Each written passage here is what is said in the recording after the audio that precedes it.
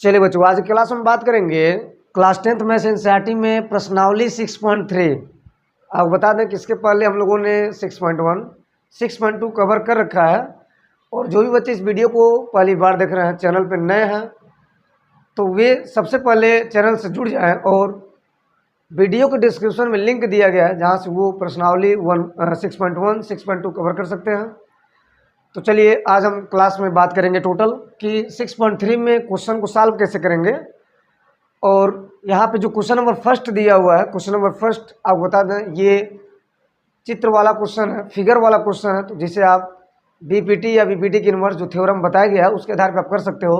फिलहाल हम क्लास में देखेंगे कि second question, third question, fourth and 5, यानी कुछ क्वेश्चन आज हम देखेंगे और क्वेश्चन शुरुआत करेंगे सेकेंड से। तो फर्स्ट क्वेश्चन आपके लिए होमवर्क है, सेकेंड से हम देखेंगे। जरा स्क्रीन पे देखेंगे क्वेश्चन क्या कह रहा है। चलिए, तो यहाँ पे फिगर दिया हुआ है और कह रहा है कि आकृति में ओडीसी त्रिभुज ओडीसी यानी ये वाला ट्रायंगल, त्रिभुज ओबीए यानी कि ये वाला ट्रायंगल, ये दोनों आपस में समरूप हैं। और साथ ही साथ कुछ और बात कर रहा है, बीओसी का मान 125 दिया है और यहाँ पर सीडीओ दिया है, सीडीओ दिया 70 अंश। तो कुछ मान दिया और कुछ मान निकालना है। तो मैं एक काम करता हूँ, फटाफट यहाँ पे लिख लेता हूँ दिया है। ठीक है, क्या लिखेंगे? सबसे पहले लिखेंगे दिया है। तो क्या क्या दिया है बाबू? यहाँ पर दिया है ट्रायंगल ओडीसी समरूप है ट्रायंगल ओबीए के, ओबीए के। साथ ही साथ एंगल दिया हुआ है बीओसी बराबर 125। ओके, एंगल सीडीओ बराबर दिया है 70 डिग्री। और आपको क्या करना है? आपको फाइंड करना है, आपको ज्ञात करना है, आपको निकालना है, आपको प्राप्त करना है। क्या चीज़ है? एंगल डीओसी क्या होगा ये पूछ रहा है आपसे। साथ ही साथ एंगल डीसीओ क्या होगा, दो कोण। और एक और पूछ रहा है जिसका नाम होगा एंगल ओएबी क्या होगा। यहाँ पे 3 कोण की बातें हो रही है। तो सबसे पहले जो निकालना उसको हम विचार कर लेते हैं। डीओसी वास्तव में है कहाँ? डीओसी मतलब यहाँ पे इस कोण की बात कर रहा है। डीसीओ, डीसीओ मतलब इस कोण की बात कर रहा है। और साथ ही साथ ओएबी की बात कर रहा है। ओएबी मतलब इस कोण की बात कर रहा है। तो अगर हम इस ट्रायंगल में कोणों को ज्ञात कर लेते हैं किसी भी तरह से, तो आप बता दें यहाँ पर पहले दिया भी है कि ये दोनों त्रिभुज आपस में क्या है? समरूप है। सो यहाँ पर क्या करेंगे? कुछ हम नियम लगाएंगे। तो क्या नियम होगा सर? अगर ध्यान से देखा जाए तो यह एक रेखा है और ये भी एक रेखा है। इस रेखा पर चूंकि ये कोण दिया है तो हम बीडी रेखा लेंगे, क्योंकि यहाँ पे 125 मान दिया है और यहाँ पे 125 और सरल रेखा पे 180 अंश होता है। क्लियर? तो यहाँ से 180 में से 125 घटाएंगे तो जो भी कुछ मान मिलेगा वो हो जाएगा डीओसी का मान। ऐसे ही करके हम जब ये मान प्राप्त कर लेंगे तो यहाँ पर त्रिभुज के तीनों अंतकोणों का योग करके हम सी का मान निकालेंगे, दैट मीन्स डीसीओ का मान निकालेंगे। तो इस प्रकार कहीं कहीं देखा जाए तो प्रॉपर्टी मिल ही गया। तो कुछ करना है नहीं, बड़ा सिंपल है, कर लो। कैसे करोगे? लिखेंगे वाट बीडी एक सरल रेखा है। क्लियर है? इसीलिए angle BOC, angle BOC plus angle क्या? डीओसी, एंगल डीओसी बराबर 180 डिग्री। रैखिक युग्म के हिसाब से बोलते हैं, इसे बोलते हैं रैखिक युग्म। ओके, क्या होगा? बीओसी जिसका मान दिया 125 और इसका मान निकल जाएगा डीओसी का। अगर हम 125 को इधर लाएं, 180 में से 125 घटाएं तो क्या मिलेगा सर? यहाँ पर मिल जाएगा 55 डिग्री, यानी डीओसी का मान निकल गया। कितना निकल गया? 55 डिग्री। सॉरी, यहाँ पे डीओसी का मान निकल गया 55 डिग्री। तो यहाँ पे डीओसी निकल गया। अब दो कोण बाकी है, डीसीओ बाकी है और ओएबी बाकी है। तो अगर हम डीसीओ को ध्यान से देखें तो क्या है? DCO ये कोण है। तो अब आइए इसमें, क्योंकि इसका मान 55 मिल चुका है, अब बड़ा सिंपल है, इसको जोड़ लेंगे और 180 से घटा देंगे तो निकल जाएगा। तो क्या लिखेंगे, ट्रायंगल DOC में, ट्रायंगल ODC बोल सकते हैं, DOC बोल सकते हैं, ODC में क्या देख रहे हैं कि यहाँ पर CDO या ODC, एंगल ODC या CDO जो कि दिया 70 डिग्री प्लस CDO 70 दिया plus DOC, angle DOC plus एक और एंगल हो रहा है DCO जो निकालना है, DCO बराबर कितना, 180। एक त्रिभुज में तीनों अंतःकोणों का योग होता है, तो यहाँ आप चाहो तो लिख सकते हो त्रिभुज के तीनों अंतःकोणों का योग 180 के बराबर होता है। ये बात है। क्या होगा, CDO का मान दिया है क्या, CDO का मान देख लो कहीं दिया है क्या, 70, तो 70 रख दो प्लस DOC का मान दिया है क्या, DOC दिया है क्या, DOC कितना दिया, निकला अभी निकला है 55, तो यहाँ भरेंगे 55 डिग्री प्लस DCO दिया है क्या, नहीं, यही तो निकालना है 180। अब क्या करेंगे, DCO रहने देंगे, 180 में से एक घटा देंगे जोड़ करके, तो 7 5 12 120 यानी कि 125 डिग्री घटाएंगे तो यहाँ पर क्या मिलेगा, सेम मिलेगा, 55 डिग्री मिलेगा। किसका मान होगा, DCO का। क्लियर है। इस प्रकार से बच्चों आपने क्या देखा कि यहाँ पर दो एंगल निकल गया है, एक है DOC एक है DCO और दोनों का मान है 55। कितना सुंदर बात है। अब एक विचार करना कि अगर इस त्रिभुज का हमने तीनों मान निकाल दिया तो ये बोला है कि यह दोनों त्रिभुज आपस में क्या समरूप है, तो समरूप का मतलब क्या होगा, याद करो, कोण बराबर हो सकते हैं, भुजाओं का अनुपात बराबर हो सकते हैं। तो यहाँ कोण, ये कोण यहाँ को चलाएगा और ये कोण यहाँ चलाएगा और ये कोण यहाँ चलाएगा, तो सिंपल लिख देना यार, क्या लिख देना, चूंकि ट्रायंगल व्हाट, राइट हियर बच्चों, ODC समरूप है किसके, ट्रायंगल किसके, OBA के। सो यहाँ पर क्या लिखेंगे, तो यहाँ पर लिखेंगे जो निकालना है, A निकालना है, क्लियर है, A निकालना है, ये निकालना है, तो क्या आएगा, CPST आएगा, जो निकालना है उसे पकड़ लेना, OAB निकालना है, OAB निकालना है, तो यह कोण क्या हो जाएगा, यह कोण 55 डिग्री हो जाएगा। तो क्या लिखेंगे, DCO, एंगल DCO बराबर हो जाएगा OAB, एंगल OAB। अभी आपने देखा कि DCO का मान कितना निकला, DCO का मान निकला 55 डिग्री। सो यहाँ पर 55 डिग्री रख देंगे तो OAB का मान हो जाएगा, दैट मीन्स OAB कितना हो जाएगा, 55 डिग्री। तो OAB भी निकल गया। अब इसके अलावा चाहो तो आप सब निकाल सकते हो, क्या, ये यहाँ पर आ जाएगा 70 डिग्री और ये यहाँ पर आ जाएगा 55 डिग्री। अर्थात हम ये कह सकते हैं कि ये कोण पूछ रहा था, हमने दोनों कोण निकाल दिए, ठीक, क्योंकि यहाँ पे प्रॉपर्टी दिया हुआ, बड़ा सिंपल है। क्लियर है, ओके। तो इस प्रकार से क्वेश्चन खत्म होता है। बड़ा इजी क्वेश्चन था, क्वेश्चन नंबर 2। चलिए क्वेश्चन नंबर 3 की बारी है, तीसरे क्वेश्चन की बारी है, देखते हैं जरा। चलिए बच्चों देखते हैं क्वेश्चन नंबर 3 क्या कर रहा है। जैसा कि आपके स्क्रीन पे दिया हुआ है, कह रहा है कि एक समलंब दिया है जिसका नाम है ABCD, जिसमें AB समांतर DC है और इनके विकर्ण AC और BD परस्परों पर प्रतिच्छेदित करते हैं। दो त्रिभुजों की समरूपता कसौटी का प्रयोग करते हुए दर्शाइए कि OA बटा OC बराबर है OB बटा OD के। क्लियर है। तो सबसे पहले क्या करेंगे, यहाँ पर लिखेंगे सॉल्यूशन में, क्या लिखेंगे, दिया है, क्या लिखेंगे, दिया है, दैट मीन्स क्या क्या दिया है, तो दिया है ABCD एक समलंब है, ABCD एक ट्रापेजियम है, समलंब है, ओके। इसके अलावा AB समांतर है DC के, क्लियर, तथा विकर्ण AC एंड BD परस्पर बिंदु O पर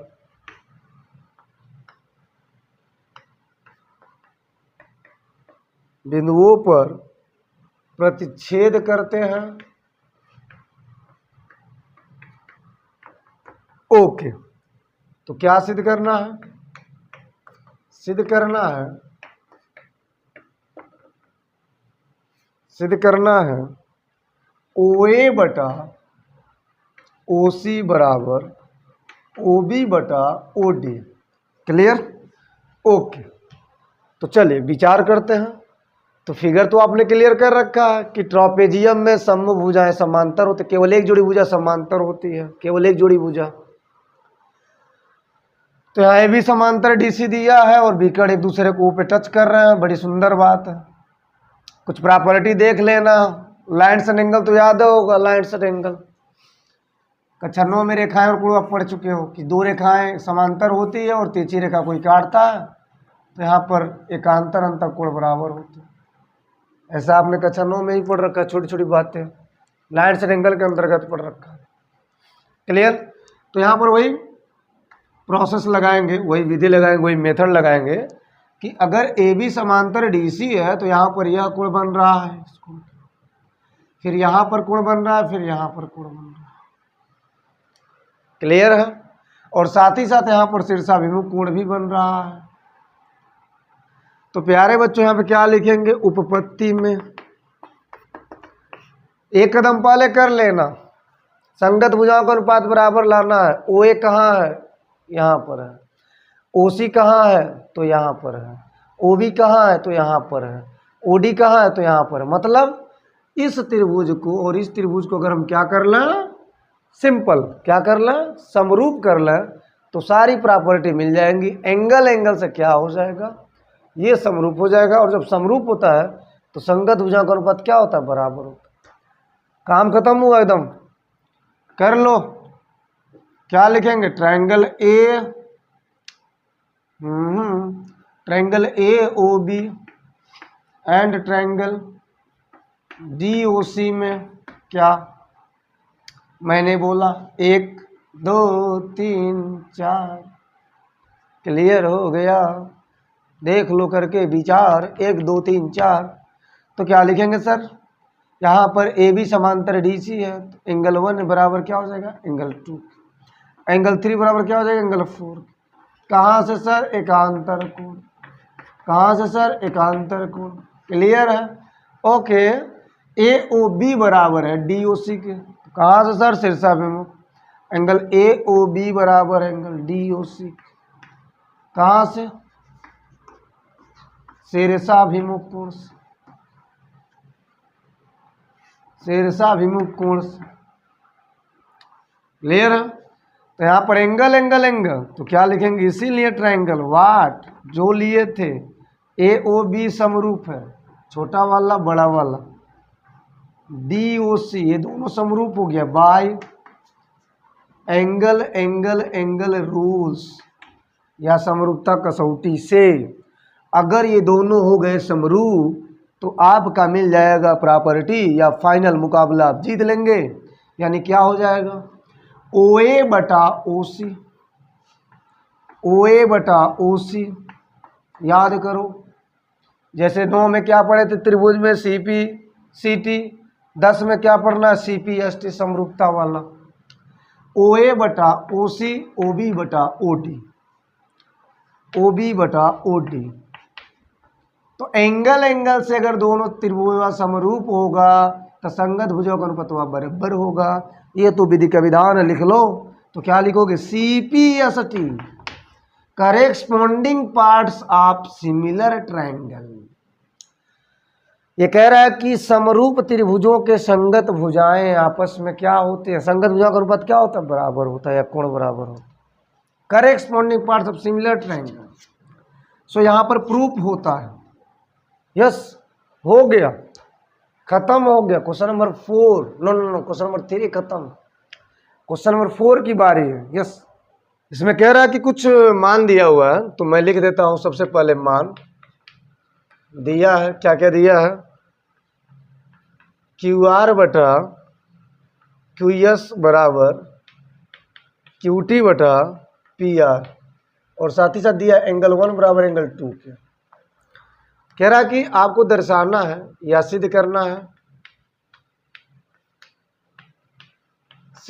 है, क्या सिद्ध करना है? तो ट्रायंगल पी क्यू एस समरूप लाना है ट्रायंगल टी क्यू आर के। बड़ा काम इजी है, थोड़ा सा समझना है। फिगर में सब कुछ मजेदार बातें। यहाँ पे टी क्यू आर बड़ा वाला त्रिभुज है और पी क्यू एस छोटा वाला त्रिभुज है, और इसमें अनुपात दे भी दिया है, तो इसी अनुपात का हम सहारा लेकर के आगे बढ़ जाएंगे और जो त्रिभुज समरूप करना उसी में हम घुस जाएंगे और वहां से हम कुछ मान को निकाल देंगे, कुछ प्रॉपर्टी को समझा देंगे। तो सबसे पहले क्या लिखोगे? उत्पत्ति। क्या लिखोगे? उत्पत्ति। उत्पत्ति बहुत बड़ा विपत्ति है, जिसको इसने कर लिया, जिसने इसको कर लिया उसने सब कुछ कर लिया। ओके, चलिए तो सबसे पहले क्या लिखोगे? यहाँ पर लिख लेना, प्यारा प्यारा प्यारा देख लेना, चुपके चुपके। इसमें दिया है पी क्यू आर। ट्रायंगल मैंने क्या बोला? P Q R. मैंने क्या बोला? P Q R. Triangle P Q R में लॉजिक वाली बात है, एंगल 1 बराबर एंगल 2 के। क्लियर? ओके, तो 1 बराबर 2 है, तो बराबर कोणों की समूह भुजाएं क्या होती है भैया? बराबर होती है। तो क्या लिखोगे? इसीलिए पी क्यू बराबर हो जाएगा पी आर के। मैं बता रहा हूँ कि इसका रीजन क्या है। क्या है? बराबर कोणों की सम्मुख भुजाएं। क्लियर है? ओके, बराबर कोण की सम्मुख भुजाएं क्या होती है? बराबर होती है। अब यहाँ पे विचार करने वाली बात यह है कि अगर ये दोनों बराबर है तो इससे क्या प्रॉपर्टी निकलेगा सर? जरूर कुछ निकलेगा, क्योंकि 1 बराबर 2 दिया था। तो क्या निकलेगा? अब जिसको समरूप करना उसी में मैंने कहा था घुस जाना। क्लियर? तो चलो घुसते हैं। ट्रायंगल पी क्यू एस, या डायरेक्ट लिख लेना, जो दिया हुआ है इसको उतार लेना। क्यू आर बटा क्यू एस बराबर क्यू टी बटा पी आर। ये दिया है। क्या है? दिया है या उपरोक्त से। अब पी क्यू बराबर पी आर के, यानी पी आर का स्थान क्या भरेंगे? पी क्यू भरेंगे। तो यहाँ पे सब कुछ वैसे ही रहने देना, क्यू आर बटे क्यू एस कर देना और क्यू टी बटे कर देना पी क्यू कर देना। ऐसा क्यों? क्योंकि यहाँ पे दिया था। ऐसा क्यों? क्योंकि 1 बराबर 2 दिया था। ऐसा क्यों? नो नो नो, मनमोजी नहीं दी, सब कुछ दिया है तो हो गया ऐसा कुछ। ऐसा इसलिए क्योंकि क्यू आर और बटे क्यू एस है क्या? तो क्यू आर बटे क्यू एस बड़ा छोटा, क्यू टी बटे पी क्यू बड़ा छोटा। बना कि नहीं बना? बना। बहुत सुंदर ढंग से बन गया।